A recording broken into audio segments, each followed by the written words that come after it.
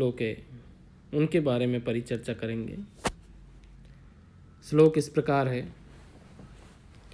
अपि क्रियार्थम सुलभम समित कुशम जलान्यपि स्नान विधि क्षमाणि ते अपि स्वशक्त्या तपसि प्रवर्तसे शरीर माध्यम खलु खलु धर्म साधनम।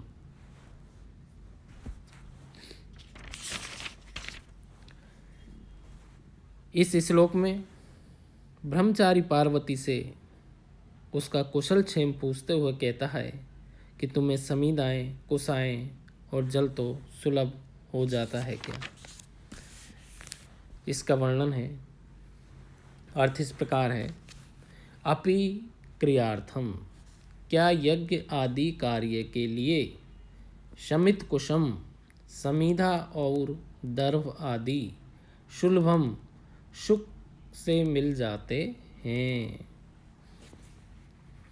अर्थात क्या होम आदि क्रियाओं के लिए काष्ठ और डाब तो सुलभ हो जाती है क्या। अपि जलानी, क्या जल ते स्नान विधि क्षमाणी, तेरे स्नान करने योग्य है। अपि स्वशक्त्या, क्या अपनी सामर्थ्य के अनुसार तपस्वी प्रवर्त से तप में संलग्न हो खलु यानी निश्चय ही शरीरम यानी शरीर आद्यम धर्म साधनम, प्रथम यह प्रमुख धर्म का साधन है। अर्थात क्या होम आदि क्रियाओं के लिए काष्ठ और डाब तो सुलभ हो जाती है। क्या जल तुम्हारे स्नान करने योग्य तो है। क्या तुम अपनी शक्ति के अनुरूप तो तप में प्रवृत्त हो रही हो। वास्तव में शरीर ही धर्म का प्रथम साधन है। यह जो सुलभम जो शब्द आया है सु प्लस लब प्लस खल से बना है। क्षमम जो शब्द आया क्षम प्लस अच से बना है। स्वशक्त्या जो शब्द आया है स्वस्य शक्ति तया से बना षष्ठी तत्पुरुष से बना है। प्रवर्तसे जो शब्द आया प्रव्रत प्लस मध्यम पुरुष एक वचन से बना है। धर्म साधनम धर्मस्य साधनम षष्ठी तत्पुरुष से बना है और इसमें अर्थांतन्यास अलंकार है। विशेष में इसमें यही बताया है कि ब्रह्मचारी वेशधारी शिव शिष्टाचार के अनुरूप सर्वप्रथम पार्वती से तपस्वी जनोचित कुशल प्रश्न पूछते हैं तथा शरीर रक्षा के लिए परामर्श देते हैं, क्योंकि देह के स्वस्थ रहने पर ही धर्म अर्थ काम और मोक्ष की सिद्धि हो सकती है। श्रुति भी कहती है सतत मानमेव गोपायिते। अगला श्लोक देखिए। अपि त्वदा वर्जित बारी संव्रतम प्रवालमाशामनुबंदी बीरुधाम चिरोज्जिताल कक पाटलेन ते तुलाम यदा रोहति दंतवाशसा। इस श्लोक में ब्रह्मचारी पार्वती से पूछता है कि तुम्हारे द्वारा पानी पिलाकर बढ़ाई गई इन लताओं में नवीन पत्ते एवं पुष्प तो आ रहे हैं या नहीं। अर्थ देखिए। अपि त्वदावर्जित वारी, क्या तुम्हारे द्वारा सींचे गए जल से उत्पन्न आशाम बीरुधाम इन लताओं का प्रवालम नवीन पल्लव ये पत्ते अनुबंधी अभिछिन्न अर्थात निरंतर पत्ते लग रहे हैं। यत तो प्रवाल चिरोज्झितालक तक चिरकाल से लाक्षारस छोड़ने पर भी लाल रंग वाले ते दंतवाशसा तुम्हारे ओष्ठ से तुलाम आरोहति समता को प्राप्त करता है। अर्थात क्या तुम्हारे द्वारा सींचे गए जल से उत्पन्न इन लताओं में नवीन पल्लव तो निरंतर लग रहे हैं।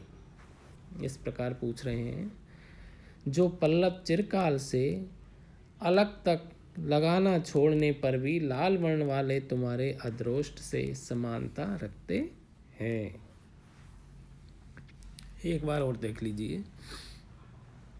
अपी तो दावर्जित वारी, क्या तुम्हारे द्वारा सींचे गए जल से उत्पन्न आशाम बीरुदाम, इन लताओं में प्रवालम नवीन पल्लव या नवीन पत्ते अनुबंधी अविच्छिन्न या निरंतर लग रहे हैं।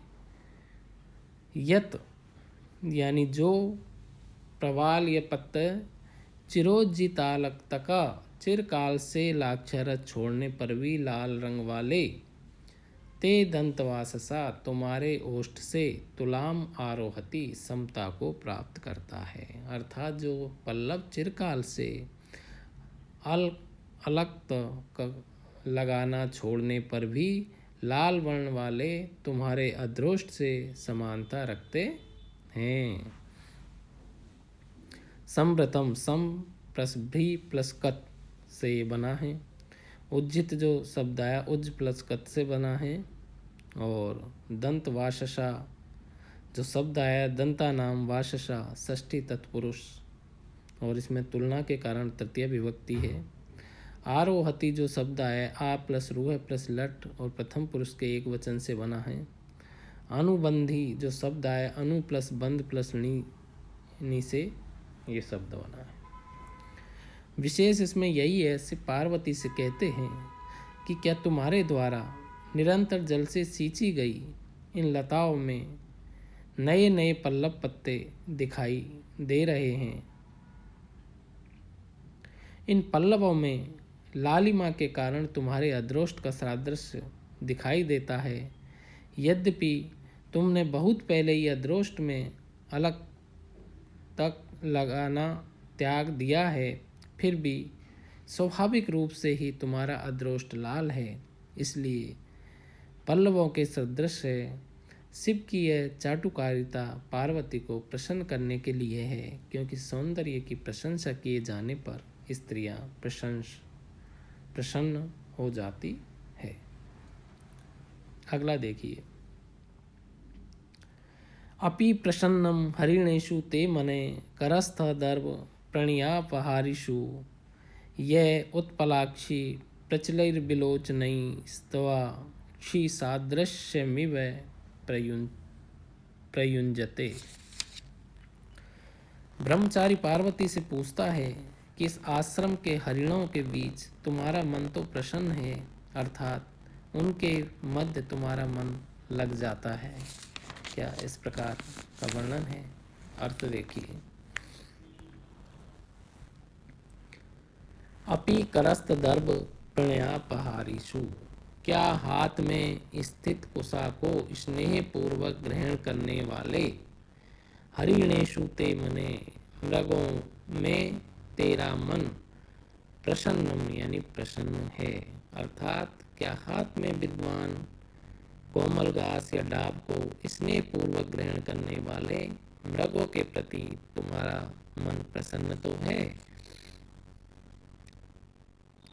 उत्पलाक्षी, हे कमल के समान नेत्रों वाली, ये प्रचलई विलोचनी जो हरिण चंचल आंखों से तब अच्छी सादृश्यम तुम्हारी आंखों की समानता का प्रयुंजते अभिनय सा करते हैं। अर्थात हे कमल के समान नेत्रों वाली, जो हरिण चंचल नेत्रों से मानो तुम्हारे नेत्रों की